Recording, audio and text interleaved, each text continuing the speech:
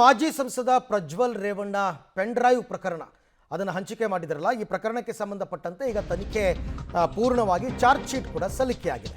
ಮಾಜಿ ಸಂಸದ ಪ್ರಜ್ವಲ್ ರೇವಣ್ಣ ಅಶ್ಲೀಲ ವಿಡಿಯೋ ವೈರಲ್ ಪ್ರಕರಣ, ಪೆನ್ ಡ್ರೈವ್ ಹಂಚಿಕೆ ಪ್ರಕರಣದಲ್ಲಿ SIT ಅವರು ಈಗ ಚಾರ್ಜ್ ಶೀಟನ್ನು ಸಲ್ಲಿಕೆ ಮಾಡಿದ್ದಾರೆ ಹಾಸನ ಸಿವಿಲ್ ಕೋರ್ಟ್ಗೆ. 13,712 ಪುಟಗಳ ಚಾರ್ಜ್ ಶೀಟ್. ಒಟ್ಟು 39 ಆರೋಪಿಗಳ ವಿರುದ್ಧ ದೋಷಾರೋಪ ಪಟ್ಟಿಯನ್ನು ಸಲ್ಲಿಕೆ ಮಾಡಲಾಗಿದೆ. ಆಮೇಲೆ ಅಶ್ಲೀಲ ವಿಡಿಯೋ ಹಂಚೋದಕ್ಕೆ 70 ಪೆನ್ ಡ್ರೈವ್ ಖರೀದಿ ಮಾಡಿದ್ರು ಆರೋಪಿಗಳು. ಅದೆಲ್ಲವನ್ನ ಹಾಸನದಲ್ಲೇ ಖರೀದಿ ಮಾಡಿದ್ರು 70 ಪೆನ್ ಡ್ರೈವನ್ನು. ಆ 70 ಪೆನ್ ಡ್ರೈವ್ಗೆ ಈ ವಿಡಿಯೋಗಳನ್ನು ಲೋಡ್ ಮಾಡಿ ಎಲ್ಲ ಕಡೆ ಹಂಚಿಬಿಟ್ಟಿದ್ರು. ವಕೀಲ ಪೂರ್ಣಚಂದ್ರ ನೀಡಿದ್ದಂತಹ ವರದಿ ಆಧರಿಸಿ ಈಗ ಚಾರ್ಜ್ ಶೀಟನ್ನು ರೆಡಿ ಮಾಡಿರ್ತಕ್ಕಂಥದ್ದು. ಬಸ್ ಸ್ಟ್ಯಾಂಡಲ್ಲಿ, ರಸ್ತೆಗಳಲ್ಲಿ ಎಲ್ಲ ಕಡೆ ಅವಾಗ ಲೋಕಸಭಾ ಚುನಾವಣೆ ಸಂದರ್ಭದಲ್ಲಿ ಆ ಪೆನ್ ಡ್ರೈವ್ಗಳನ್ನು ಹಂಚಿಬಿಟ್ಟಿದ್ರು.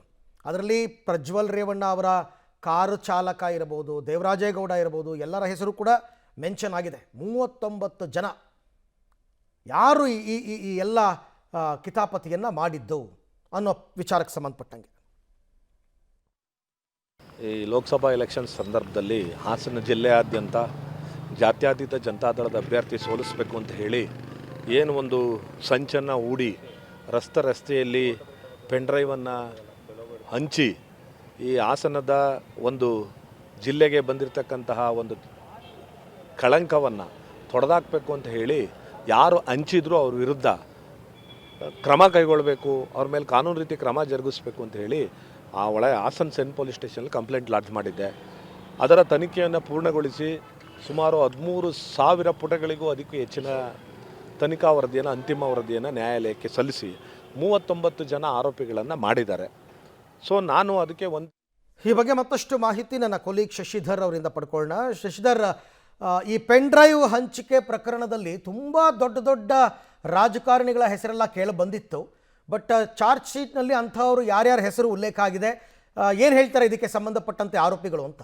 ಅರವಿಂದ್, ಇಡೀ ರಾಜ್ಯಾದ್ಯಂತ ಸದ್ದು ಮಾಡಿದಂತಹ ಮಾಜಿ ಸಂಸದ ಪ್ರಜ್ವಲ್ ರೇವಣ್ಣ ಅವರ ಅಶ್ಲೀಲ ವಿಡಿಯೋ ಪೆನ್ ಡ್ರೈವ್ ಪ್ರಕರಣದ ತನಿಖೆ ಸಂಪೂರ್ಣಗೊಂಡು ಈಗ ನ್ಯಾಯಾಲಯಕ್ಕೆ SIT ಅವರು ಚಾರ್ಜ್ ಶೀಟ್ ಅನ್ನು ಸಲ್ಲಿಸಿದರೆ ಒಟ್ಟು ದೋಷಾರೋಪಣಾ ಪಟ್ಟಿಯಲ್ಲಿ 52 ಜನರ ಹೆಸರು ಉಲ್ಲೇಖವಾಗಿತ್ತು. ಅದರಲ್ಲಿ 39 ಜನರ ವಿರುದ್ಧ ಈಗ ಆರೋಪ ಸಾಬೀತಾಗಿದೆ. 277 ಮಂದಿ ಇದರಲ್ಲಿ ಸಾಕ್ಷಿದಾರರಿದ್ದಾರೆ.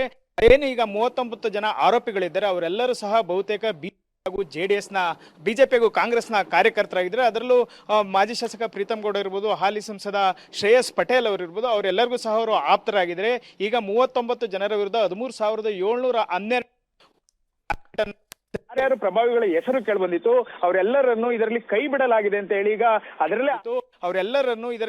ಬಿಡಲಾಗಿದೆ ಅಂತ ಹೇಳಿ ಈಗ ಅದರಲ್ಲೇ ಆರೋಪಿಯಾಗಿರ್ತಕ್ಕಂಥ ಹಾಗೂ BJP ಮುಖಂಡ ವಕೀಲ ದೇವರಾಜೇಗೌಡರು ಆರೋಪವನ್ನ ಮಾಡಿದ್ದಾರೆ. ಅಲ್ಲದೆ ಏನು ದೂರದ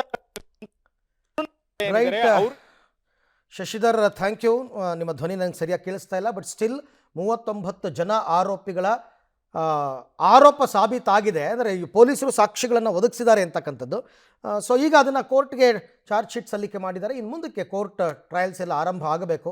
ಏನು ಮಸಲತ್ತು ಅಂತಕ್ಕಂಥದ್ದನ್ನು ನೋಡೋಣ.